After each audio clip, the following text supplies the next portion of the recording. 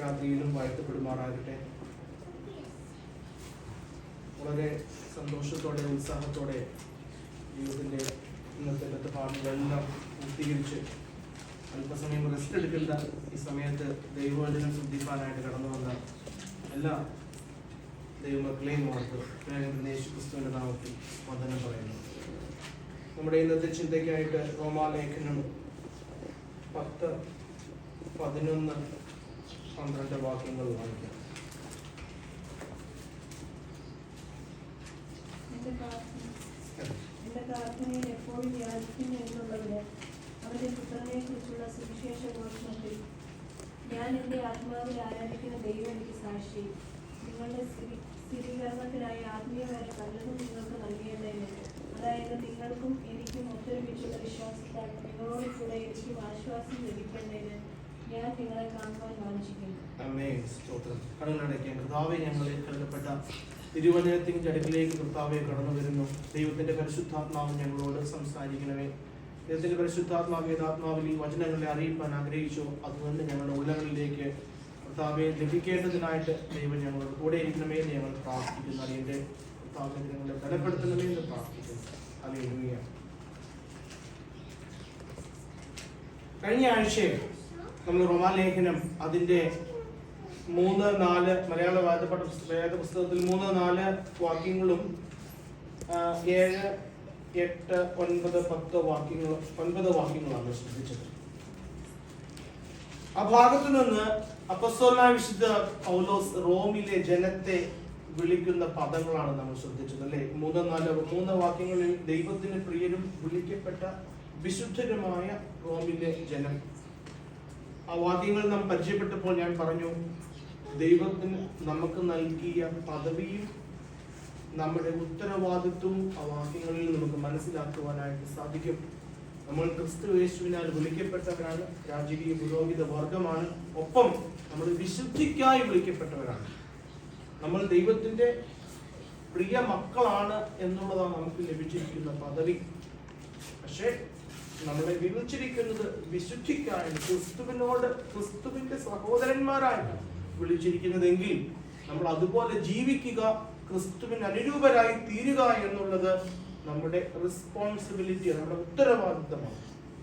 നമ്മൾ അത് കഴിഞ്ഞ ആഴ്ചയിൽ ശ്രദ്ധിച്ചു. തുടർന്ന് 8, 9 വാക്യങ്ങളുടെ അടിസ്ഥാനത്തിൽ അപ്പോസ്തലനായ വിശുദ്ധ പൗൽ സഭയെ ഓർത്ത്, റോമിലെ സഭയെ ഓർത്ത് സർവശക്തനായ ദൈവത്തെ സ്തുതിക്കുന്നു, ഒപ്പം അവർക്ക് വേണ്ടി പ്രാർത്ഥിക്കുന്നു. നമ്മൾ ആ പ്രാർത്ഥനയുടെ കാര്യമാണ് തുടർന്ന് കഴിഞ്ഞ ആഴ്ചയിൽ ചിന്തിച്ചത്.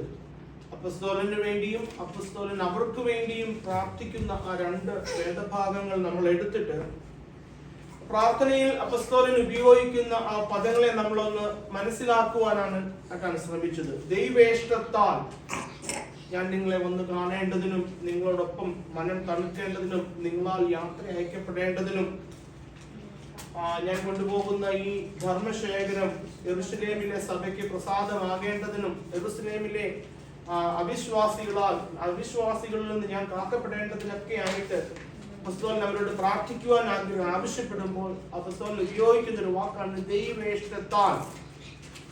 ദൈവത്തിന്റെ ഹിതമെങ്കിൽ, ഞാൻ പറഞ്ഞു വന്നേരം നമ്മുടെയും ജീവിതത്തിലെ പ്രാർത്ഥനയിൽ നമ്മൾ എപ്പോഴും ചേർക്കേണ്ടതും പ്രാർത്ഥിക്കേണ്ടതുമായ ഒരു കാര്യമാണ്, if it is the will of God, ദൈവഹിതമെങ്കിൽ അങ്ങനെയാവട്ടെ. കാരണം എപ്പോഴും നമ്മുടെ ജീവിതത്തിൽ നമ്മുടെ സ്വാർത്ഥതയും അവർ സെൽഫിഷ് മോട്ടീവും അവർ സെൽഫിഷ് ഡിസയേഴ്സും ആണ് ഹൈലൈറ്റ് ആയിട്ട് നിൽക്കുന്നത്. നമ്മുടെ ആഗ്രഹം എപ്പോഴും നമ്മുടെ ഇഷ്ടം നടക്കണം എന്നുള്ളതാണ്. പക്ഷേ പുസ്തകം നമുക്ക് നൽകുന്ന ഒരു മോഡലാണ്, എൻ്റെ ഇഷ്ടമല്ല ദൈവത്തിന്റെ ഇഷ്ടം എൻ്റെ ജീവിതത്തിൽ നടക്കണം. കാരണം ദൈവത്തിന്റെ ഇഷ്ടം നന്മയും പ്രസാദവും പൂർണ്ണതയും ഉള്ളതായതുകൊണ്ട് അത് അതാണ് എനിക്ക് നന്മയായിട്ട് വരുന്നത്, അതാണ് ദൈവപ്രസാദമായിട്ടുള്ളത്, അതാണ് പൂർണ്ണതയായിട്ടുള്ളത്. ഇതാണ് നമ്മൾ കഴിഞ്ഞ ആഴ്ചയിൽ ദൈവത്തിന്റെ കൃപയിൽ ആശ്രയിച്ച് ചിന്തിച്ചത്. തുടർന്ന് അതിന്റെ 10-ാം വാക്യത്തിൽ അവന്റെ പുത്രനെ കുറിച്ചുള്ള സുവിശേഷ ഘോഷണത്തിൽ ഞാൻ എന്റെ ആത്മാവിൽ ആരാധിക്കുന്ന ദൈവം എനിക്ക് സാക്ഷി. ഈ വാക്യം ഒന്ന് ചിന്തിച്ചിട്ട് നമുക്ക് തുടർന്നുള്ള വാക്യങ്ങളിലേക്ക് പോകാം. ഞാൻ പറഞ്ഞു, ഈ ഇൻട്രൊഡക്ഷനിൽ തന്നെ വളരെ പ്രധാനപ്പെട്ട ആത്മീയ ജീവിതത്തോട് വളരെ പ്രധാനപ്പെട്ട വിഷയങ്ങളാണ് അപ്പോസ്തലൻ ഈ ഇൻട്രൊഡക്ഷനിൽ തന്നെ പ്രതിപാദിക്കുന്നത്. നമ്മൾ അത് പല കാര്യങ്ങളും, നമ്മൾ പ്രാർത്ഥനയോടുള്ള വിഷയം നമ്മൾ കണ്ടു, സ്തുതി, നമ്മുടെ ഉത്തരവാദിത്തങ്ങൾ, നമ്മുടെ ഡ്യൂട്ടി, സുവിശേഷം എന്തെന്ന് നമ്മൾ കണ്ടു. ഇവിടെ ഈ വായിച്ച വാക്യത്തിൽ നാം കാണുന്നത് അവന്റെ പുത്രനെ കുറിച്ചുള്ള സുവിശേഷ ഘോഷണത്തിൽ ഞാൻ എന്റെ ആത്മാവിൽ ആരാധിക്കുന്ന ദൈവം എനിക്ക് സാക്ഷി.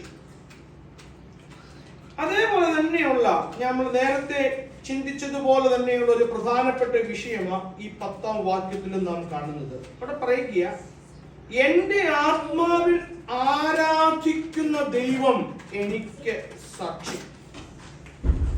ആരാധന, വർഷിപ്പ്, ഇതിനെ കുറിച്ച് ഒരല്പ കാര്യം ഒന്ന് നിങ്ങളോട് ഷെയർ ചെയ്ത് 11-12 വാക്യങ്ങളിലേക്ക് പോകാൻ ആഗ്രഹിക്കുക. വർഷിപ്പ്. കാരണം ഇന്ന് നമ്മുടെ സമൂഹങ്ങളിൽ വളരെ തെറ്റായി ധരിക്കപ്പെട്ടിട്ടുള്ള, തെറ്റായി മനസ്സിലാക്കിയിട്ടുള്ള ഒരു വാക്കാണ് ആരാധന എന്നുള്ളത്. അതൊന്ന് അല്പം ഒന്ന് പറഞ്ഞ് മുൻപോട്ട് പോകാനായിട്ട് ആഗ്രഹിക്കുകയാണ്. എന്താണ് വേദപുസ്തകം, what does Bible talk about worship? എന്താണ് വർഷിപ്പ്? ഇതിനാദ്യം തന്നെ 12ാം അധ്യായത്തിലേക്ക് വരുമ്പോൾ അത് വളരെ വിശദമായിട്ട് അപ്പോസ്തലൻ പഠിപ്പിക്കുന്നുണ്ട്. നമ്മൾ അന്നേരം തീർച്ചയായിട്ടും ആ 12ാം അധ്യായം പഠിക്കുമ്പോൾ ദൈവം അനുവദിക്കുന്നെങ്കിൽ അന്ന് നമ്മൾ അതിനെക്കുറിച്ച് വളരെ വിശദമായി ചിന്തിക്കും. പക്ഷേ എങ്കിലും ഇത് നമുക്ക് പ്രയോജനമുള്ളതും ഗുണകരമായിട്ടുള്ളതുമായതുകൊണ്ട് പ്രയോജനമുള്ളതൊന്നും നമ്മൾ മാറ്റിവെക്കരുതല്ലോ. അതുകൊണ്ട് ഇത് അല്പം ഒന്ന് ചിന്തിച്ച് മുൻപോട്ട് പോകാൻ ആഗ്രഹിക്കുക. കാരണം ആരാധനയെ നമ്മള് ദൈവമക്കൾ കൂടി വരുന്ന ഒരു കൂടിവരവെന്ന പേരിൽ അങ്ങ് ചുരുക്കിയിരിക്കുക. കാരണം നമ്മുടെ ഒരു അണ്ടർസ്റ്റാൻഡിങ്ങിൽ എന്താ ആരാധന? നമ്മൾ മനസ്സിലാക്കുന്നത് ആരാധന എന്ന് വെച്ചാൽ ആദ്യം ഒരു പാട്ട് പാടും, കൈയടിക്കും, പാട്ടിനോട് ചേർന്ന് കൈയടിക്കും, ചിലര് അതിനോട് ചേർന്ന് കുറെ അന്യഭാഷ സംസാരിക്കും. അങ്ങനെ കൈയടിച്ച് അതിന്റെ അവസാനത്തിൽ ഒരു എക്സ്റ്റസി ഫീലിംഗ്, ഒരു ഉന്മാദ അവസ്ഥ, അല്ലേ? ചിലർക്ക് അങ്ങനെ ആ ഒരു ഉന്മാദ അവസ്ഥ ഉണ്ടാവും, ചിലർക്കൊന്നും ഉണ്ടാവത്തില്ല. ഒരു വെയിറ്റ്ലെസ് ഫീലിംഗ് ഒക്കെ ഉണ്ടാവും, ഇല്ലേ? എനിക്കൊക്കെ അങ്ങനെയൊക്കെ പറഞ്ഞു കേട്ടു, നമുക്ക് വെയിറ്റ്ലെസ് ആയിട്ട് തോന്നി. നമ്മൾ ആദ്യം ഒരു കാര്യം മനസ്സിലാക്കേണ്ടത്, നമ്മുടെ ഫീലിങ്സ് അല്ല ആരാധന. നമ്മുടെ ഫീലിങ്സ് അല്ല ആരാധന. കാരണം പലപ്പോഴും നമ്മൾ ചർച്ചിൽ ആരാധനയ്ക്ക് പോയിട്ട് ഒരുപക്ഷെ നമ്മൾ അന്ന് വളരെ വെൽ പ്രിപ്പയർഡ് ആയിരുന്നില്ലായിരിക്കും, ഒരുപക്ഷെ നമ്മൾ സിക്കായിരുന്നായിരിക്കാം, ഒരുപക്ഷെ നമ്മൾ പല റീസൺസ് കൊണ്ട് നമ്മൾക്ക് അത്രയും ആക്റ്റീവ് ആകാൻ പറ്റും. പക്ഷെ നമ്മൾ ആരാധനയ്ക്ക് പോയി നമ്മൾ മറ്റുള്ള ദിവസങ്ങളിൽ ചെയ്യുന്നത് പോലെ കൈയടിക്കുവാനോ വളരെ ശക്തമായിട്ട് പാട്ട് പാടുവാനോ തുള്ളി ചാടി വേർക്കാനോ ഒന്നും സാധിച്ചില്ല. അതുകൊണ്ട് നമ്മൾ കഴിഞ്ഞ് പുറത്തിറങ്ങി ഇന്നത്തെ ആരാധന ശരിയായില്ല, ഇല്ല അങ്ങനെ പറയാറില്ലേ? ഇന്നത്തെ ആരാധന ഒരു സുഖമായില്ല, കാരണം നമുക്ക് ആ ഒരു ഫീലിംഗ് കിട്ടിയില്ല. കർത്താവ് പറഞ്ഞത് നിങ്ങൾ ആത്മാവിലും സത്യത്തിലും ആരാധിക്കാനാണ് പറഞ്ഞത്. നിങ്ങളുടെ ഫീലിങ്സോടെ ആരാധിക്കാനല്ല പറഞ്ഞത്. ഫീലിംഗിൽ വേണം എന്നല്ല പറഞ്ഞത്, ആത്മാവിലും സത്യത്തിലും ആരാധിക്കുന്ന. ശരിക്കും ആരാധനയിൽ വർഷിപ്പ്, അല്ലെ? ആരാധന എന്ന വാക്ക് വർഷിപ്പ്. വർഷിപ്പ് എന്ന് വെച്ചാൽ വർഷിപ്പ്. ആരാണ് വർത്ത് ആയിട്ടുള്ളത് അവനെ വിൻഡിക്കേറ്റ് ചെയ്യുക, അവനെ ഉയർത്തുക.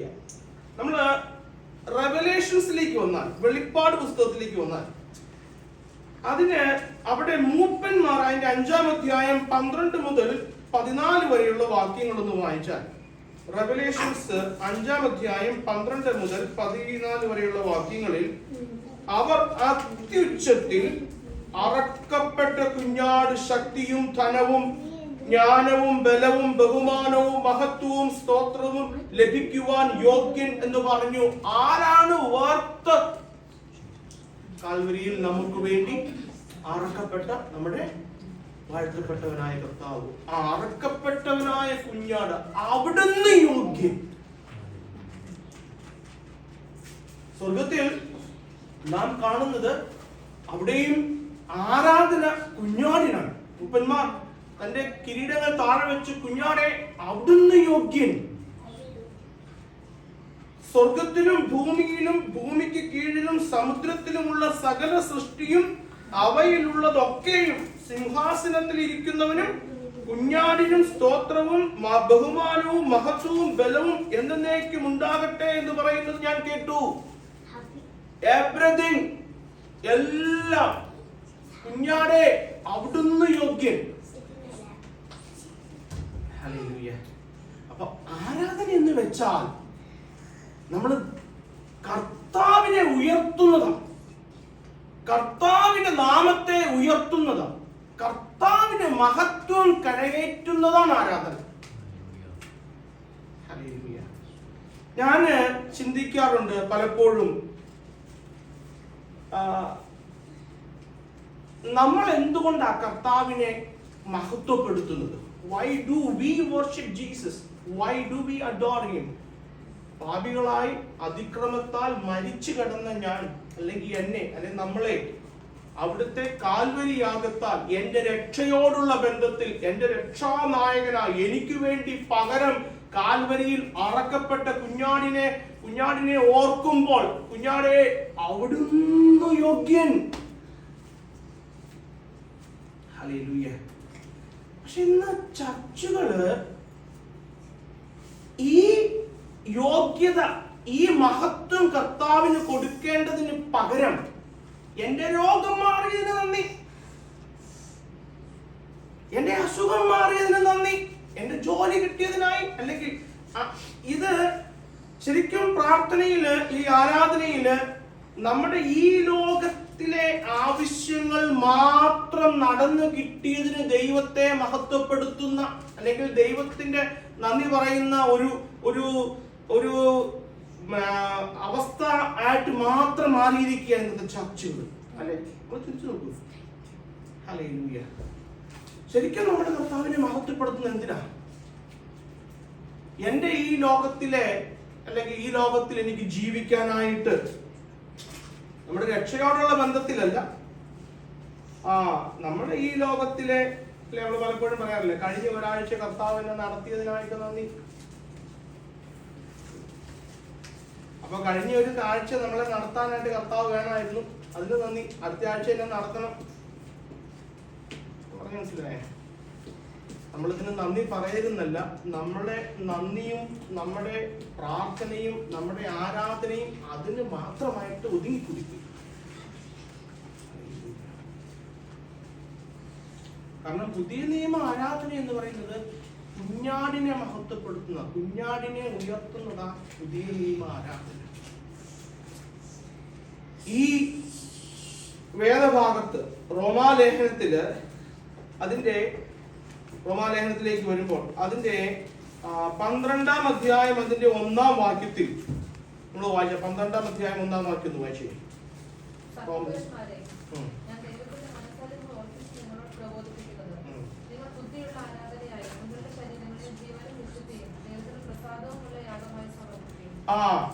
ശരിക്കും ആരാധന എന്ന് വെച്ചാൽ നമ്മുടെ മുഴു ജീവനെയും ദൈവത്തിന് പ്രസാദമുള്ള ഒരു യാഗമായിട്ട് നാം ജീവിക്കുന്നതാണ് ശരിക്കും ആരാധന.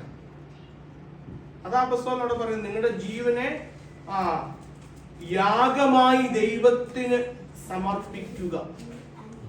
അതാ ശരിക്കും ആരാധന. അതാ ഞാൻ ആദ്യം പറഞ്ഞത്, നമ്മളൊന്ന് പലപ്പോഴും ചോദിക്കുന്ന, ആരാധനയ്ക്ക് പോയില്ലേ എന്ന് ചോദിക്കുമ്പോൾ അതിന്റെ അർത്ഥം എന്താ?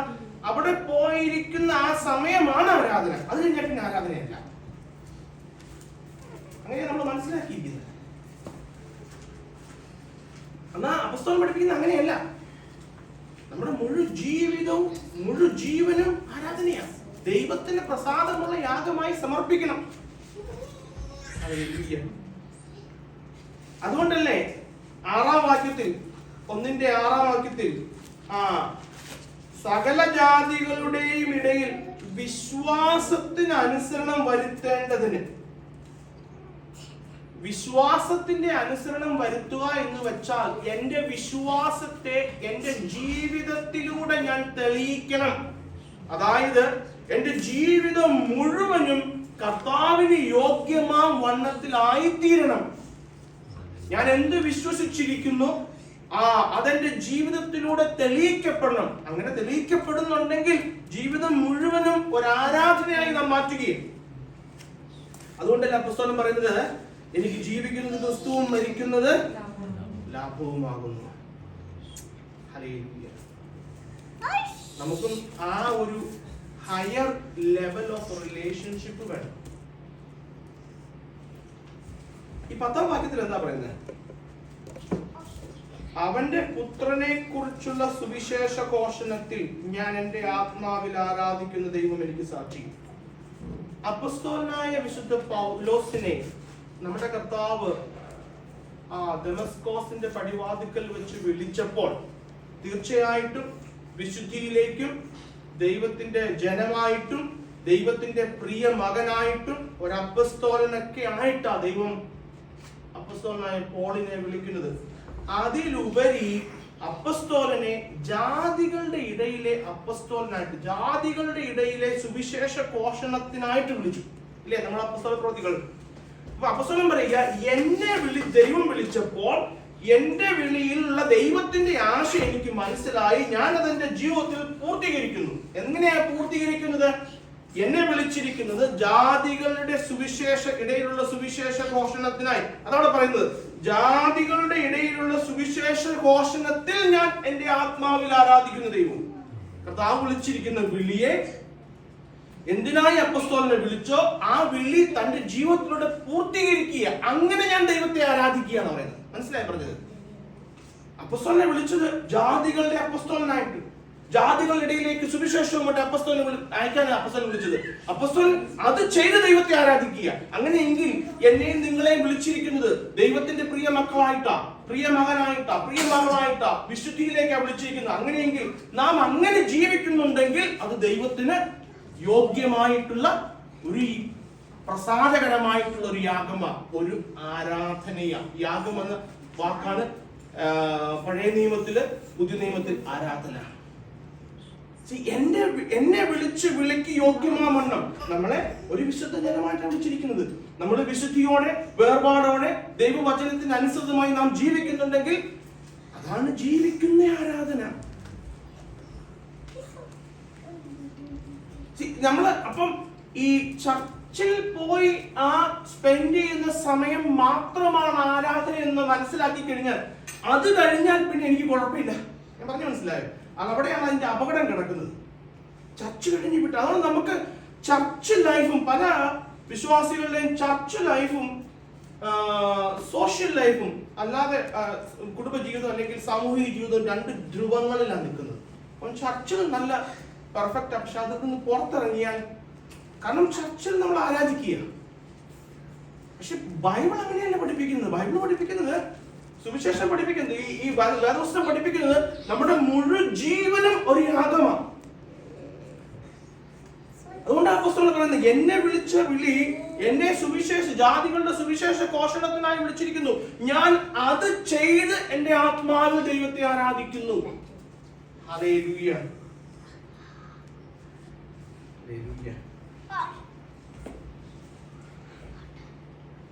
നമ്മളോ നമ്മുടെ ജീവിതത്തിൽ എങ്ങനെയാ എന്റെ പ്രിയരെ?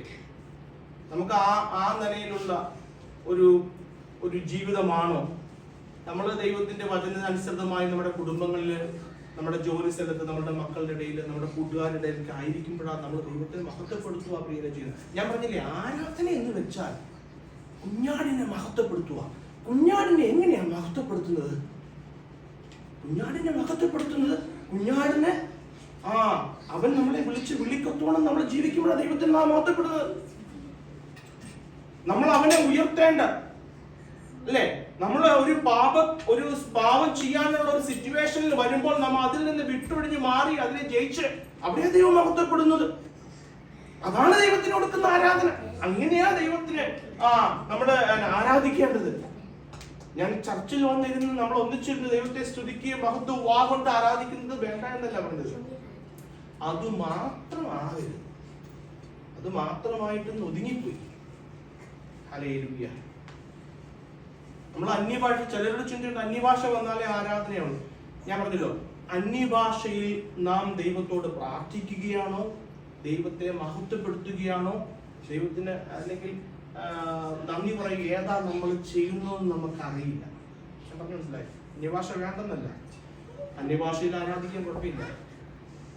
നമ്മള് അന്യഭാഷയിൽ നമുക്ക് പക്ഷെ അറിയില്ല നാം ദൈവത്തെ മഹത്വപ്പെടുത്തുകയാണോ പ്രാർത്ഥിക്കുകയാണോ. ഞാൻ പറഞ്ഞു മനസ്സിലായി. ആരാധന എന്ന് പറയുന്നത് നമ്മുടെ ബുദ്ധി കൊണ്ടും ഞാൻ ദൈവത്തെ ആരാധിക്കും. അപ്പൊ നമ്മുടെ ബുദ്ധി കൊണ്ട് നമ്മൾ ദൈവത്തിന്റെ നാമത്തെ മഹത്വപ്പെടുത്തുമ്പോൾ, നമ്മുടെ വാ കൊണ്ട് മഹത്വപ്പെടുത്തുമ്പോൾ, നമ്മുടെ ജീവിതം കൊണ്ട് മഹത്വപ്പെടുത്തുമ്പോൾ അവിടെ ദൈവം മഹത്വപ്പെടുത്തുകയാണ്. അതാ ശരിക്കും ആരാധന. അങ്ങനെയാ ആരാധിക്കേണ്ടത്. ഹല്ലേലൂയ. അത്രയും പറഞ്ഞ് നമ്മൾ അവിടെ അത് വിടുക. കാരണം തുടർന്ന് നമ്മൾ അതിനെ 12-ാം അധ്യായത്തിലേക്ക് വരുമ്പോൾ നമ്മൾ അതിനെ വളരെ വിശദമായിട്ട് അതിനെ പഠിക്കും. എന്നിട്ട് 11-12 വാക്യങ്ങളിലേക്ക് വരുമ്പോൾ, നിങ്ങളുടെ സ്ഥിരീകരണത്തിനായി ആത്മീക വരം വല്ലതും നിങ്ങൾക്ക് നൽകേണ്ടതിന്, അതായത് നിങ്ങൾക്കും എനിക്കും ഒത്തൊരുമിച്ചുള്ള വിശ്വാസത്താൽ നിങ്ങളോട് കൂടെ എനിക്കും ആശ്വാസം ലഭിക്കേണ്ടതിന് ഞാൻ നിങ്ങളെ കാണുവാൻ വാഞ്ചിക്കുന്നു. ആ 11-ാം വാക്കിൽ നമ്മൾ നിന്ന് 2 കാര്യങ്ങളുടെ ഒന്ന് ചിന്തിക്കാൻ ആഗ്രഹിക്കുക. ഇവിടെ പറയുക, നിങ്ങളുടെ സ്ഥിരീകരണത്തിനായി നിങ്ങൾക്ക് ആത്മീക വരം വല്ലതും നൽകേണ്ടതിന്. അപ്പൊ ഇവിടെ ഈ തുടക്കത്തിലെ തന്നെ അപ്പോസ്തലനായ പൗലോസ്, ഞാൻ റോമിലേക്ക് പോകുന്നതിന്റെ ഉദ്ദേശം, ഞാൻ പല ഉദ്ദേശങ്ങൾ പറഞ്ഞിരുന്നു. ഇവിടെ അപ്പോസ്തലൻ വ്യക്തമായി പറയുക, നിങ്ങളുടെ സ്ഥിരീകരണം, നിങ്ങളുടെ കൺഫർമേഷൻ, നിങ്ങളുടെ വിശ്വാസത്തിലുള്ള സ്ഥിരത എനിക്ക് ഉറപ്പിക്കണം. അതിനായിട്ട് നിങ്ങൾക്ക് വരം ലഭിക്കേണ്ടതിനായി ഞാൻ നിങ്ങളെ വന്ന് കാണുവാൻ ആഗ്രഹിക്കുന്നു. അതിനായിട്ട് നിങ്ങൾ അടുക്കൽ വരുവാൻ ആഗ്രഹിക്കുന്നു. എന്താണ് ഇവിടെ 2 വാക്കുകൾ പറയാൻ? എന്താണ് സ്ഥിരീകരണം, എന്താണ് ആത്മീക വരം? നിങ്ങൾ 10-ാം വാക്യം ഒന്നുകൂടെ വായിച്ചു നോക്കി. നിങ്ങൾ നോക്കി, നിങ്ങളുടെ സ്ഥിരീകരണത്തിനായി ആത്മീക വരം വല്ലതും നിങ്ങൾക്ക് ലഭിക്കേണ്ടതിന്, നൽകേണ്ടതിന്, അല്ലെ? നിങ്ങൾക്ക് നൽകേണ്ടതിന്. അപ്പോ താന് റോമിലെ സഭയെ സന്ദർശിക്കാൻ ആഗ്രഹിക്കുന്നതിന്റെ കാരണം, റോമിലെ വിശ്വാസികൾക്ക് അവരുടെ വിശ്വാസത്തിലുള്ള സ്ഥിരത ഉണ്ടാവണം. ഒന്ന്, ആ സ്ഥിരത എന്ന ആത്മീക വരം അവർക്ക് ലഭിക്കണം. ഇവിടെ ഈ സ്ഥിരീകരണം എന്ന വാക്ക് ഞാൻ എന്തല്ല എന്ന് ആദ്യം പറയാം. ഈ കൺഫർമേഷൻ എന്ന സ്ഥിരീകരണത്തിന്റെ വാക്കിന്റെ ഇംഗ്ലീഷ് ഞാൻ പറയാൻ കാരണം, ചില സഭകൾ, നമ്മുടെ നാട്ടിലുള്ള ചില എപ്പിസ്കോപ്പൽ ചർച്ചസ് ഈ സ്ഥിരീകരണം എന്നത് ഒരു പ്രാക്ടീസ് ആയിട്ട് ചെയ്യുന്നു. എന്ന് വെച്ചാൽ മാമോദീസ ഉണ്ടല്ലോ നമുക്കല്ലേ. കത്തോലിക്ക സഭയിലായിരുന്നു ഞങ്ങളൊക്കെ ചെറുപ്പത്തില് മാമോദീസ എടുത്തതാണ്. ഈ മാമോദീസ എന്നത് തന്നെ ദൈവവചനത്തിന്റെ ലംഘനമാണ്. കാരണം വിശ്വസിക്കുന്നവനെയാണ് എന്ത് ചെയ്യേണ്ടത്? സ്നാനപ്പെടുത്തുന്നത്. വിശ്വസിക്കുന്നവനെയാണ് സ്നാനപ്പെടുത്തുന്നത്. അപ്പൊ പിന്നെ എന്താ അവരങ്ങനെ ചെയ്യുന്നത് എന്ന് ചോദിച്ചാൽ അതിന്റെ ഒരു കാരണം, പല കൂട്ടായ്മകൾക്കും പല ചർച്ചസിനും അവർക്ക് ദൈവവചനത്തെക്കാൾ അതിന്റെ മുകളിലും നിൽക്കുന്നത് അവരുടെ പാരമ്പര്യങ്ങൾ, ട്രഡീഷൻസ് ആണ് വചനത്തിന്റെ മുകളിൽ നിൽക്കുന്നത്. നിങ്ങൾ ഇപ്പൊ ഞാൻ നേരത്തെ ആയിരുന്ന ചർച്ചില് നിങ്ങൾ അവരോട് സംസാരിച്ചാൽ അവര് വചനത്തെക്കാളും ഇമ്പോർട്ടൻസ് കൊടുക്കുന്നത് അവര് വന്നുകൊണ്ടിരുന്ന ചെയ്തുകൊണ്ടിരുന്ന പാരമ്പര്യം, ട്രഡീഷൻസ്. അതുകൊണ്ടാണ് അവരെന്തുകൊണ്ട് വചന ലംഘനമായിട്ടും മാമോദീസ അല്ലെങ്കിൽ കുഞ്ഞുങ്ങളുടെ സ്നാനം അവര് തുടർന്നുകൊണ്ട് പോകുന്നത് എന്നതിനൊരു കാരണം ഇതാണെന്ന് ഞാൻ കരുതുക. അല്ലെങ്കിൽ വചനത്തിൽ വ്യക്തമായി പറഞ്ഞിട്ടുണ്ടല്ലോ, വിശ്വസിക്കുന്നവന് ആണ് വെള്ളത്താലുള്ള സ്നാനം നൽകേണ്ടത്. ഹല്ലേലൂയ. ഇവിടെ ഒരു കാര്യം പറഞ്ഞോട്ടെ. ഈ പല കൂട്ടായ്മകളും പറയുന്നത് സ്നാനത്താലേ ഉള്ളോ രക്ഷ. എനിക്ക് തോന്നുന്നത് ഈ നാമധേയ ക്രിസ്ത്യാനി സമൂഹങ്ങളാണ് ഇത് കൂടുതലും ഇൻസിസ്റ്റ് ചെയ്യുന്നതെന്ന് തോന്നുന്നത്. കാരണം ഇപ്പൊ എന്റെ സഭ, ഞാനായിരുന്ന സഭയെ കുറിച്ച് പറയാം. എന്തുകൊണ്ടാണ് കാത്തലിക് ചർച്ച് കുഞ്ഞുങ്ങൾക്ക് സ്നാനം നൽകുന്നത്? കാരണം എനിക്ക് അതിന്റെ ഒരു പേഴ്സണൽ എക്സ്പീരിയൻസ് ഉണ്ട്. എൻ്റെ ഒരു കസിന്റെ കുഞ്ഞുണ്ടായി, ഹോസ്പിറ്റലിൽ കിടന്ന്. കുഞ്ഞുണ്ടായപ്പോൾ കുഞ്ഞ് ഏതാനും മണിക്കൂറുകളെ ജീവിക്കുകയുള്ളൂ എന്ന് പറയും. അപ്പോൾ ആദ്യം ഇവർ ചെയ്യുന്നത്, ഇവരാദ്യം ചർച്ചിൽ പോയി ക്രീസ്റ്റിനെ കൊണ്ടുവന്ന് ആദ്യം മാമോദിസം. അപ്പോ അവരെന്താ പറയുന്നത്? സ്വർഗത്തിൽ കിടക്കാൻ സ്നാനം മസ്റ്റാണ്. ശരിക്കും വേർപെട്ട സഭകളല്ല ഇത് പറയുന്നത്. ഞാൻ കത്തോലിക്ക സഭയെ കുറിച്ച് പറഞ്ഞതാണ്. സ്വർഗത്തിൽ കിടക്കാൻ സ്നാനം മറ്റു. അതുകൊണ്ടാണ് ആ കുഞ്ഞ് 2-3 മണിക്കൂർ മരിക്കുമെന്ന് പറഞ്ഞപ്പോൾ ആ കുഞ്ഞിനെ വേഗം സ്നാനത്തിൽപ്പെടുത്തി അച്ഛൻ പറഞ്ഞു. നിന്റെ അജ്ഞാന കാലത്തെ ദൈവം ഗണ്യമാക്കുന്നില്ല. നിന്റെ തിരിച്ചറിവില്ലാത്ത കുഞ്ഞ് ന്യായവിസ്താരത്തിൽ കടക്കുന്നില്ല. തിരിച്ചറിവില്ലാത്ത കുഞ്ഞ് ന്യായവിസ്താരത്തിൽ കിടക്കുന്നു. നിന്റെ അറിവില്ലായ്മയുടെ കാലം ദൈവം കണക്കിടുന്നില്ല എന്നാ നമ്മൾ പഠിച്ചിട്ടുള്ളത്. വചനം അങ്ങനെയാ പഠിപ്പിക്കുന്നത്. അതുകൊണ്ട് മാമോദീസ എന്നുള്ളത് തന്നെ ദൈവവചനത്തിന്റെ ഒരു ലംഘനമാണ്. തുടർന്ന് ഈ കുഞ്ഞ്, ഞാനൊക്കെ ഇത് കടന്നു പോയിട്ടുള്ള പറയുക, തുടർന്ന് ഞങ്ങളൊക്കെ ഏകദേശം ഒരു 12, 13, 14, 15 വയസ്സൊക്കെ ആയപ്പോൾ പിന്നീട് കുറെ ചർച്ചിന്റെ കുറെ കാര്യങ്ങളൊക്കെ പഠിപ്പിച്ചതിന് ശേഷം ഈ സ്ഥൈര്യ ലേപനം എന്ന് പറഞ്ഞൊരു ഉദാശയുണ്ട്. കൺഫർമേഷൻ. അതൊരു 13, 14 വയസ്സൊക്കെ ആകുമ്പോൾ നമ്മൾ ചർച്ചിൽ നിന്ന് കുറെ പ്രമാണങ്ങളൊക്കെ പഠിപ്പിക്കുന്നിട്ട് നമ്മുടെ നെറ്റിയിൽ ഇങ്ങനെ ഒരു എണ്ണയൊക്കെ പൂശിയിട്ടുള്ള അതിന് അവര് ഞാനിത് പറയാൻ കാരണം, ഈ വചനഭാഗമാണ് അവര് ചൂണ്ടിക്കാണിക്കുന്ന ഒരു ഭാഗം റോമാലേഖനത്തില്. നിങ്ങളുടെ സ്ഥിരീകരണത്തിനായി, അതായത് അവർ വിശ്വസിച്ച് സ്നാനപ്പെട്ട് രക്ഷിക്കപ്പെട്ട് സഭയിൽ വന്നു, ഇനി നിങ്ങൾക്ക് സ്ഥിരീകരണം വേണം. അതിനായി ഞാൻ നിങ്ങളുടെ അടുക്കൽ വന്ന് നിങ്ങൾക്ക് അതിനായിട്ടുള്ള വരം ലഭിക്കേണ്ടതിന് എന്ന് അപ്പോസ്തലൻ പറയുന്നുണ്ട്. പക്ഷെ അതല്ല സ്ഥിരീകരണം. സ്ഥിരീകരണം എന്നുള്ളത് അങ്ങനെ ആയിട്ടാണ്, അതൊരു പ്രാക്ടീസ് ആയിട്ട് അല്ലെങ്കിൽ ഒരു കൂദാശയായിട്ടാണ് അവരത് നടത്തുന്നത്. പക്ഷെ വചനം പഠിപ്പിക്കുന്നത് എങ്ങനെയാണ്? ഞാൻ പറയട്ടെ, ഒരു ബാലൻ താൻ നടക്കേണ്ടുന്ന വഴിയെ തന്റെ മാതാപിതാക്കന്മാർ ശാസനയിലും പരിജ്ഞാനത്തിലും ദൈവത്തെക്കുറിച്ചുള്ള അറിവിലും ദൈവവചനത്തിലും അവരെ പരിശീലിപ്പിച്ച് നടത്തി അവർക്ക് തിരിച്ചറിവാകുമ്പോൾ, ദൈവവചനത്താൽ അവർക്ക് പരിജ്ഞാനം ലഭിക്കുകയും താൻ പാപിയാണെന്നുള്ള ബോധ്യം ഉണ്ടാവുകയും തനിക്ക് വേണ്ടി കാൽവരിയിൽ തൂക്കപ്പെട്ട കർത്താവ് എന്റെ പാപങ്ങൾക്കും കൂടിയാ കാൽവരിയിൽ യാഗമാക്കപ്പെട്ടെന്നുള്ളൊരു ബോധ്യം വരികയും ആ ബോധ്യത്തിൽ ദൈവത്തിന്റെ ആത്മാവ് പ്രവർത്തിക്കുമ്പോൾ അവനിൽ ഉണ്ടാകുന്ന ഒരു വീണ്ടും ജനനം, അതാ ശരിക്കും ഉയരങ്ങളിൽ നിന്നുള്ള ജനനം. ഇതൊരു പ്രവൃത്തിയല്ല, ഇതൊരു ജനനമാണ്. അതെപ്പോഴാണ് ഉണ്ടാവുന്നത്? അതിലാദ്യം നമുക്കുണ്ടാകേണ്ടത് ഞാൻ പാപിയാണെന്നുള്ളൊരു ബോധ്യമാണ്. നിങ്ങൾ ചോദിച്ചു നോക്കിയോ, അല്ലെങ്കിൽ നിങ്ങൾ ഏതെങ്കിലും നിങ്ങളുടെ റിലേറ്റീവ്സ് ഇങ്ങനെയുള്ളവർ, അവരാരും സമ്മതിക്കില്ല ഞാൻ പാപിയാണ്, ഞാൻ പാപി. അത് ദൈവത്തിന്റെ ആത്മാവ് ഉള്ളങ്ങളിൽ പരിവർത്തിക്കുമ്പോഴാണ് ഞാൻ പാപിയാണെന്നുള്ള ബോധ്യം. ഞാൻ പാപിയാ, ഞാൻ സ്വർഗരാജ്യത്തിന് അവകാശിയല്ല എന്നൊരു ബോധ്യം വരുമ്പോൾ എനിക്ക് സ്വർഗരാജ്യത്തിന് അവകാശിയാകണം എന്നുള്ള ഉഗ്ര ആഗ്രഹം ഉള്ളങ്ങളിൽ എപ്പോഴുണ്ടായോ, there you are born again. അവിടെ നാം വീണ്ടും ജനിച്ചു. അതിനെയാ ഈ വീണ്ടും ജനനം എന്ന് പറയുന്നത്. അതെങ്ങനെയാ? വിശ്വാസം കേൾവിയാലും കേൾവി ക്രിസ്തുവിന്റെ വചനത്താൽ. അതുകൊണ്ടാണ് നമ്മൾ വചനം കേൾക്കണം, വചനം വായിക്കണം.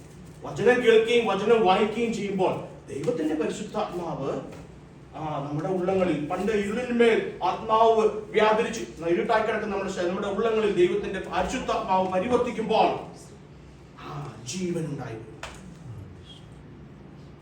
വരുമ്പോൾ ആദ്യം തോന്നുന്നു നമുക്ക് എന്നതാ, എന്റെ ഉള്ളിൽ ഇരുട്ടാ, ഞാൻ പാപിയാ, കർത്താവേ കുഞ്ഞാടേ അങ്ങ് അറക്കപ്പെട്ടു, എനിക്ക് അവിടുന്ന് മാത്രമേ ഉള്ളൂ, അവിടുന്ന് മാത്രമേ എന്റെ രക്ഷകനായിട്ടുള്ളൂ, അവിടുന്ന് എന്റെ ഈ പാപങ്ങളിൽ നിന്ന് വീണ്ടെടുത്ത് ദൈവ മകനാക്കി. ആ ഒരു ബോധ്യം നമ്മൾ ഉണ്ടാകുമ്പോൾ, അല്ലാതെ വേറൊരു പ്രത്യേക പ്രാക്ടീസ് വഴിയോ അല്ലെങ്കിൽ എന്തെങ്കിലും ഒരു പ്രവൃത്തി വഴിയോ നമുക്ക് എന്റെ പ്രിയരെ സ്വർഗരാജ്യത്തിൽ കർത്താവിനോടൊത്ത് വസിക്കുവാനായിട്ട് സാധിക്കുകയില്ല. എന്നിട്ട് ഇവിടെ പറയുക, ഈ സ്ഥിരീകരണം എന്ന ആത്മവരം നിങ്ങൾക്ക് ലഭിക്കണം. ഇതും അല്പം തെറ്റിദ്ധരിച്ചിട്ടുള്ള ഒരു കാര്യമാണ്. ഈ കൃപാവരങ്ങളെ കുറിച്ചല്ല ഇവിടെ പറയുന്നത്. കൃപാവരങ്ങളുണ്ടല്ലോ, രോഗശാന്തിക്കുള്ള വരം, വിവേചനവരം, വ്യാഖ്യാനവരം, വീര്യപ്രവർത്തികൾക്കുള്ള വരം, പ്രവചനവരം, അങ്ങനെയൊക്കെ കൃപാവരങ്ങളെ നമ്മൾ കൊരിന്ത്യർ ലേഖനത്തിൽ ഈ ലേഖനത്തിൽ നമ്മൾ കാണുന്നുണ്ട്. കാരണം ഇങ്ങനെയുള്ള വരങ്ങൾ ഉപയോഗിച്ച്, ഈ വരം ലഭിച്ചിട്ടുള്ള ഒരു ശുശ്രൂഷകൻ ഇങ്ങനെയുള്ള വരങ്ങൾ ഉപയോഗിച്ച് ശുശ്രൂഷ ചെയ്യുന്നതൊക്കെ കാണുവാൻ വളരെ നമ്മൾ അങ്ങനെ കണ്ടിട്ടുണ്ട്. പക്ഷെ ഇവിടെ അപ്പോസ്തലൻ പറയുന്നത്, നമ്മുടെ കർത്താവ് മത്തായിയുടെ സുവിശേഷം 3-ാം അധ്യായത്തിൽ 13-ാം അധ്യായത്തിന്റെ 11-ാം വാക്യത്തിൽ പറഞ്ഞ അതേ കാര്യം തന്നെയാണ് ഇവിടെ അപ്പോസ്തലൻ പറയുന്നത്. എന്നെടുത്താലോ, മത്തായി സുവിശേഷം 11-ാം അധ്യായം 13-ാം അധ്യായം 11-ാം വാക്യം. അവൻ അവരോട് ഉത്തരം പറഞ്ഞത്, സ്വർഗരാജ്യത്തിന്റെ മർമ്മങ്ങളെ അറിയുവാൻ നിങ്ങൾക്ക് വരം ലഭിച്ചിരിക്കുന്നു. സ്വർഗരാജ്യത്തിന്റെ മർമ്മങ്ങളെ അറിയുന്നത് വരമാണ്. അതായത് ദൈവ വചനത്തെ നമുക്ക് അറിയുവാൻ സാധിക്കുന്നത് അതൊരു വരമാണ്. അത് ദൈവം നമ്മുടെ ഉള്ളങ്ങളെ തന്നെങ്കിലേ സാധിക്കുകയുള്ളൂ. സ്വർഗരാജ്യത്തിന്റെ മർമ്മങ്ങളെ അറിയുവാൻ നിങ്ങൾക്ക് വരം ലഭിച്ചിരിക്കുന്നു. Hallelujah, hallelujah. കൃപാവരങ്ങൾ പ്രിയരെ, കൃപാവരങ്ങൾ ശുശ്രൂഷയോട് ബന്ധപ്പെട്ടാണ് കിടക്കുന്നത്. അതായത് കൃപാവരങ്ങൾ നമ്മളിലൂടെ ദൈവം ചെയ്യുന്ന ഒരു കാര്യമാണ്. God works through us for somebody else edification. അതിനാ കൃപാവരങ്ങൾ. രോഗശാന്തിക്കുള്ള വരം അല്ലെങ്കിൽ പ്രവചനവരം. എന്തിനാ ഒരു വ്യക്തി പ്രവചിക്കുന്നത്? സഭയിൽ ഒരു വ്യക്തി പ്രവചിക്കുന്നത് എന്താ? എന്റെ ഒപ്പം കൂടെ ഇരിക്കുന്ന സഹോദരി സഹോദരന്മാരുടെ ഗുണീകരണത്തിനായിട്ടാണ് പ്രവചിക്കുന്നത്, അല്ലേ?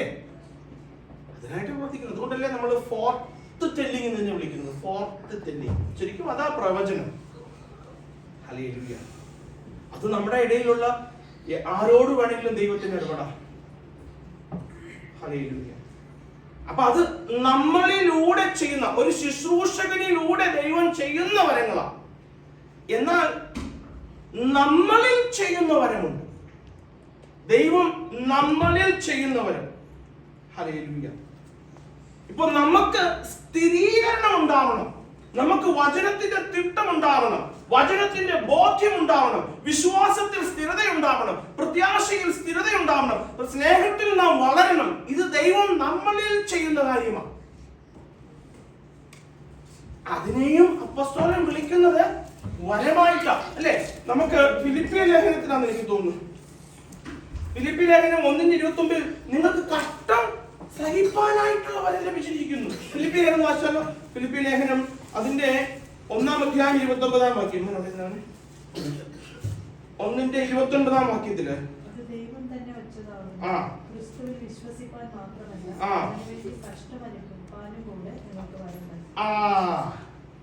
അവന് വേണ്ടി കഷ്ടം അനുഭവിപ്പാനായിട്ടുള്ള വരം. അതിനെയും ദൈവം കർത്താവ് വരമായിട്ടാണ് കരുതിയിരിക്കുന്നത്. കർത്താവ് അതിനെയും വരമായിട്ടാണ് കരുതിയിരിക്കുന്നത്. ഈ സ്ഥിരീകരണം എന്നുള്ളത് നമ്മളിൽ ഉണ്ടായി വരേണ്ട ഒരു കാര്യമാണ്. സ്ഥിരത, കൺസിസ്റ്റൻസി. നമ്മുടെ ആത്മീയ ജീവിതത്തിൽ സ്ഥിരത, നമ്മുടെ വിശ്വാസത്തിൽ സ്ഥിരത, നമ്മുടെ പ്രത്യാശയിൽ സ്ഥിരത, നമ്മുടെ ജീവിത പ്രവർത്തികളിൽ സ്ഥിരത, നമ്മുടെ പ്രാർത്ഥനാ ജീവിതത്തിൽ സ്ഥിരത, വചനധ്യാനത്തിൽ സ്ഥിരത, വചന വായനയിൽ നമുക്കില്ലാത്തതില്ലേ? ഇല്ലേ? നമുക്ക് സ്ഥിരതയല്ലേ ഇല്ലാത്തത്?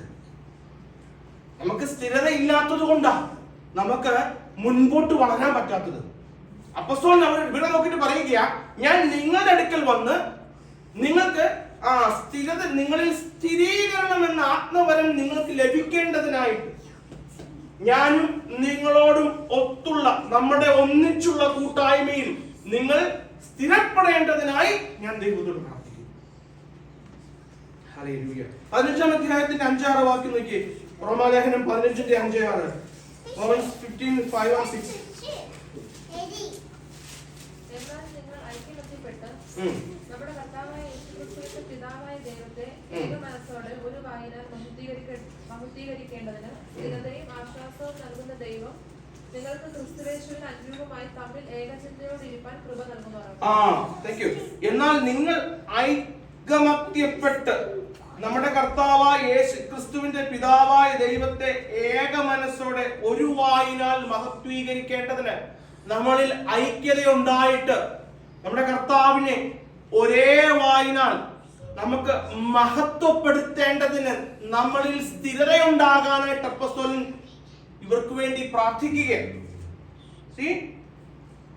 സ്ഥിരതയും ആശ്വാസവും നൽകുന്ന ദൈവം നിങ്ങൾക്ക് ക്രിസ്തുയേശുവിന് അനുരൂപമായി തമ്മിൽ ഏകചിന്തയോടെ ഇരിപ്പാൻ കൃപ നൽകുമാറാകട്ടെ. സ്ഥിരത എന്ന കൃപ നിങ്ങൾക്ക് ലഭിക്കട്ടെ, ആശ്വാസം എന്ന കൃപ നിങ്ങൾക്ക് ലഭിക്കട്ടെ. സ്ഥിരത നമ്മുടെ ജീവിതത്തിൽ ഉണ്ടാകുമ്പോഴാ പ്രിയരെ നമുക്ക് ഏക മനസ്സും ഏക ചിന്തയും ഉണ്ടാകുന്നത്. നമ്മൾ എപ്പോഴും ക്രിസ്തുവിൽ സ്ഥിരതയുള്ളവരായിരിക്കണം. കൺസിസ്റ്റൻസി ഭയങ്കര ഇമ്പോർട്ടന്റ് ആയിട്ടുള്ള ഒരു കാര്യം നമ്മുടെ ജീവിതത്തിൽ. ഞാൻ ഈ പറയുമ്പോൾ നമുക്ക് എല്ലാവർക്കും ഒരുപക്ഷെ അറിയാമായിരിക്കും, നിങ്ങൾക്ക് മനസ്സിലാവുന്നതായിരിക്കും, എന്റെ ജീവിതത്തിലും ഇങ്ങനെ ഈ ഒരു സ്ഥിരത ഇല്ലല്ലോ. ഹല്ലേലൂയ. കാരണം ഈ സ്ഥിരതയുടെ കുറവാണ് നമുക്ക് പലപ്പോഴും നമ്മൾ തോറ്റുപോകുന്നതിന് കാരണം. ദൈവത്തിന് മഹത്വം കൊടുക്കും. ഒരേ വായിനാൽ ദൈവത്തെ മഹത്വപ്പെടുത്തേണ്ടതിന് എന്തുകൊണ്ടാണ് എനിക്ക് ദൈവത്തെ മഹത്വപ്പെടുത്താനായിട്ട് ദൈവത്തിന് മഹത്വം കൊടുക്കുന്ന ആരാധന എന്നിൽ നിന്ന് ഉണ്ടാവാത്തതിന്റെ കാരണം എന്താ? എന്നിൽ സ്ഥിരതയില്ല, എന്റെ വിശ്വാസത്തിൽ സ്ഥിരതയില്ല, എന്റെ ആത്മീയ ജീവിതത്തിൽ സ്ഥിരതയില്ല. 2 പത്രോസിന്റെ ഇത് പൗലോസ് മാത്രമല്ല കേട്ടോ, പത്രോസ്ലീഹായും പറയുന്നുണ്ട്. 2 പത്രോസ് അതൊന്ന് വായിക്കാം, നമുക്ക് നല്ലൊരു വാക്യം. പത്രോസ്ലീഹനെ കുറിച്ച് പറയുന്നത് 2 പത്രോസ് 1:5-6 വായിക്കാം. പതുക്കെ വായിക്കുന്നത് അന്നെ 2 പത്രോസ് 1:5-6 വായിച്ചു. അത് നിമിത്തം തന്നെ നിങ്ങൾ സകല ഉത്സാഹവും കഴിച്ച് നിങ്ങളുടെ വിശ്വാസത്തോട് വീര്യവും, ധീര്യത്തോട് പരിജ്ഞാനവും, പരിജ്ഞാനത്തോട് ഇന്ദ്രിയജയവും, ഇന്ദ്രിയജയത്തോട് സ്ഥിരതയും, സ്ഥിരതയോട് ഭക്തിയും, ഭക്തിയോട് സഹോദരപ്രീതിയും, സഹോദരപ്രീതിയോട് സ്നേഹവും കൂട്ടിക്കൊള്ളുകയും. നിമിത്തം നിങ്ങൾ സകല ഉത്സാഹവും കഴിച്ച് നിങ്ങളുടെ വിശ്വാസത്തോട് വീര്യവും, വീര്യത്തോട് പരിജ്ഞാനവും, പരിജ്ഞാനത്തോട് ഇന്ദ്രിയജയവും, ഇന്ദ്രിയജയത്തോട് സ്ഥിരതയും. ഹല്ലേലൂയ. അതിന്റെ ലാഡർ നോക്കുമ്പോൾ നിങ്ങൾ ലാഡർ നോക്കിക്കേ. അത് നിമിത്തം തന്നെ നിങ്ങൾ ഉത്സാഹം കഴിച്ച് നിങ്ങളുടെ വിശ്വാസത്തോട് വീര്യം, വീര്യത്തോട് പരിജ്ഞാനം, പരിജ്ഞാനത്തോട് ഇന്ദ്രിയജയം, ഇന്ദ്രിയജയത്തോട് സ്ഥിരത. ഈ സ്ഥിരതയ്ക്ക് മുൻപിൽ വരുന്ന കാര്യങ്ങൾ എല്ലാം നമുക്ക് ജയിക്കണമെങ്കിൽ നമുക്ക് ഉണ്ടായിരിക്കേണ്ട ഒരു കാര്യമാണ് സ്ഥിരത. ഇത് ജയിച്ചാണ് നമ്മളിൽ സ്ഥിരത ഉണ്ടാവുന്നത്. ഇന്ദ്രിയജയത്തിൽ നമ്മൾ ജയിച്ചാണ് നമ്മളിൽ സ്ഥിരത ഉണ്ടാവുന്നത്. നമ്മൾ ഉത്സാഹത്തിൽ ജയിച്ചാണ് നമ്മളിൽ സ്ഥിരത ഉണ്ടാവുന്നത്. വിശ്വാസത്തിൽ വളർന്ന നമ്മളിൽ സ്ഥിരത ഉണ്ടാവുന്നത്. സ്ഥിരത നമ്മളിൽ എപ്പോഴുണ്ടാകുന്നു അപ്പോഴാണ് നമുക്ക് ഭക്തിയും, ഭക്തിയോട് സഹോദരപ്രീതിയും, സഹോദരപ്രീതിയോട് സ്നേഹവും ഉണ്ടായിക്കൊണ്ടിരിക്കുന്നത്. വിശ്വാസത്തിൽ സ്ഥിരതയുള്ളവർക്കാണ് സ്നേഹത്തിൽ വളരാനും സ്നേഹത്തിൽ വേരുന്നതിനും സാധിക്കുന്നത്. ശരിക്കും ഞാൻ ചോദിക്കട്ടെ, എനിക്ക് തോന്നുന്നു എന്റെ ഒരു അണ്ടർസ്റ്റാൻഡിങ്ങിൽ ഒരു ഹസ്ബൻഡ് ആൻഡ് വൈഫ് ശരിക്കും സ്നേഹിക്കുന്ന എപ്പോഴാണെന്നറിയോ? അവർ ക്രിസ്തുവിനെ സ്നേഹിക്കുന്നുണ്ടെങ്കിൽ പരസ്പരം സ്നേഹിക്കും. അതാണ് ഞാനെപ്പോഴും എൻ്റെ ഭാര്യയോട് പറയാറുണ്ട്, ഞാൻ നിന്നെ ഏറ്റവും ഉള്ളങ്ങളിൽ നിന്ന് സ്നേഹിക്കാൻ തുടങ്ങിയത് ഞാൻ ക്രിസ്തുവിലായപ്പോഴാണ്. ഞാൻ എപ്പോഴാണ് ക്രിസ്തുവിലായത് അന്നാണ് ഏറ്റവും. കാരണം നമ്മൾ ക്രിസ്തുവിനെ സ്നേഹിക്കാൻ തുടങ്ങുമ്പോഴാണ് നമ്മൾ ശരിക്കും സ്നേഹിക്കാൻ തുടങ്ങുന്നത്. അവരാണ് ശരിക്കും സ്നേഹിക്കുന്നത്. അവരാണ് എനിക്കെങ്ങനെയാണ് മനസ്സിലാക്കിയിട്ടുള്ളത്. ഹല്ലേലൂയ. കർത്താവിനെ സ്നേഹിക്കുന്നവർക്കേ മറ്റുള്ളവരെ സ്നേഹിക്കാൻ പറ്റുള്ളൂ.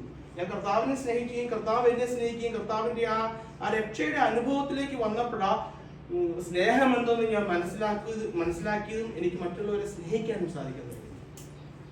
അല്ലാത്ത സ്നേഹത്തിലൊക്കെ നമ്മുടെ സ്വാർത്ഥതയുണ്ടോ? സ്വാർത്ഥതയുണ്ട്. എബ്രായലേഖനം 12:1 എന്നാ പറയുന്നറിയോ?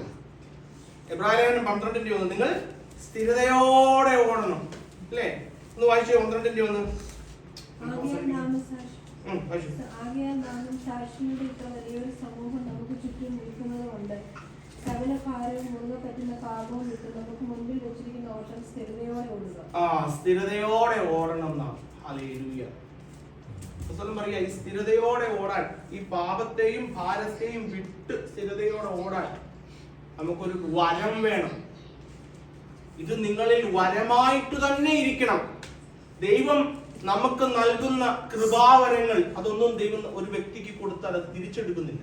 അതൊരു പക്ഷെ അവന് പ്രയോഗിക്കും, കാരണം അവന്റെ ജീവിതം മൂലം അത് അവന് പ്രയോഗിക്കാൻ പറ്റാതെ വരുന്നു. പക്ഷെ ദൈവം കൊടുത്തത് അത് അങ്ങനെ തന്നെ ഇരിക്കും. എന്ന് പറഞ്ഞതുപോലെ നമ്മൾക്ക് സ്ഥിരത എന്നൊരു വരം വേണം. കൂട്ടായ്മ കൂടുമ്പോഴുള്ള വെള്ളിയാഴ്ച ഭക്തി മാത്രമല്ലാതെ ജീവിതം മുഴുവനും ഭക്തിയോടെ ജീവിക്കാനായിട്ടുള്ള ഒരു വരം വേണം. അപ്പോൾ ഇതാ ഇവിടെ ഈ കൂട്ടായ്മയോട് ഇവരോട് ഊന്നി പറയുന്നത്. എഫേസ്യ ലേഖനം 3:16-17 അപ്പോസ്തലൻ അതാ എടുത്തു പറയുന്നു. എഫേസ്യ ലേഖനം 3:16-17 വാക്യങ്ങളിൽ നാം വായിക്കുന്നത് ഹല്ലേലൂയ. അവൻ തന്റെ മഹത്വത്തിന്റെ ധനത്തിനൊത്തവണ്ണം അവന്റെ ആത്മാവിനാൽ നിങ്ങൾ അകത്തെ മനുഷ്യനെ സംബന്ധിച്ച് ശക്തിയോടെ ബലപ്പെടേണ്ടതിനും ക്രിസ്തു വിശ്വാസത്താൽ നിങ്ങളുടെ ഹൃദയങ്ങളിൽ വസിക്കേണ്ടതിനും വരം നൽകണം. ക്രിസ്തു നമ്മിൽ വസിക്കണം എന്ന് വെച്ചാൽ നാം ക്രിസ്തുവിൽ സ്ഥിരപ്പെടണം. നമ്മൾ ഈ വീട്ടിൽ വന്നു പോകുന്നവരല്ല ഇവിടെ വസിക്കുന്നവരല്ലേ. ഇവർ വസിക്കുന്നവർ ഇവിടെ സ്ഥിരമായിട്ടിരിക്കുന്നവരാണ് എന്ന് പറഞ്ഞതുപോലെ ക്രിസ്തു എന്നിലും ഞാൻ ക്രിസ്തുവിലും വസിക്കണം.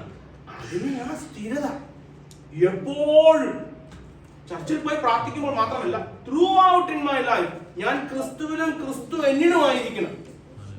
അതാ അവിടെ പറയുന്നത്. നിങ്ങളുടെ ഹൃദയങ്ങളിൽ വസിക്കാൻ വരം നൽകണം എന്നും നിങ്ങൾ സ്നേഹത്തിൽ വരുന്ന അടിസ്ഥാനപ്പെട്ട് വീതിയും നീളവും ഉയരവും ആഴവും എന്തെന്ന് സകല വിശുദ്ധന്മാരുടെ കൂടെ ഗ്രഹിക്കുവാൻ. അങ്ങനെ നാം സ്ഥിരതയുള്ളവരായി കഴിയുമ്പോഴാണ് നമ്മൾ സ്നേഹത്തിൽ വേരൂന്നി വളരുന്നത്. സ്നേഹത്തിൽ അടിസ്ഥാനമുള്ളവരായി തീരുന്നു. എനിക്കറിയാം ഇത് അത്ര നമുക്ക് അത്ര ഈസി ആയിട്ട് മനസ്സിലാവുന്ന ഒരു ടോപ്പിക്കല്ല. ആളായിട്ട് ഉള്ള ഒരു ടോപ്പിക്കാണ്. അപ്പം നമ്മൾ നിങ്ങളിത് ഇനി വീട്ടിൽ പോയിട്ട് 10-11 വാക്യങ്ങൾ ഒന്ന് വായിച്ചാൽ അത് കൃത്യമായിട്ട് നമുക്ക് മനസ്സിലാവും. നമ്മൾ അവസാനിപ്പിക്കാണ്ട് ആഗ്രഹിക്കാം. ഞാൻ ഒന്നുകൂടെ വായിക്കാം. 10ാമത്തെ വാക്യം. അവന്റെ പുത്രനെ കുറിച്ചുള്ള സുവിശേഷ ഘോഷണത്തിൽ ഞാൻ എന്റെ ആത്മാവിൽ ആരാധിക്കുന്ന ദൈവം എനിക്ക് സാക്ഷി. ആദ്യം അവിടെ ആരാധന എന്ന് പറയുന്നത് എന്റെ മുഴു ജീവനും എന്നെ വിളിച്ച യേശുവിന്റെ ആശയ്ക്കൊത്ത വിധം ഞാൻ ഏൽപ്പിച്ചു കൊടുക്കുന്നതാണ്. എന്നെ വിളിച്ച യേശുവിന്റെ ആശ ദൈവത്തിന്റെ പ്രിയ മകനായിട്ട്, ദൈവത്തിന്റെ വിശുദ്ധ ജനമായിട്ട്, അതിലുപരി ദൈവത്തിന് തന്റെ സുവിശേഷ ഘോഷണത്തിന് ജാതികളുടെ ഇടയിൽ താൻ സുവിശേഷീകരണം ചെയ്യുന്നതിനായിട്ടാണ് അപ്പോസ്തലനായ പൗലിനെ വിളിച്ചത്.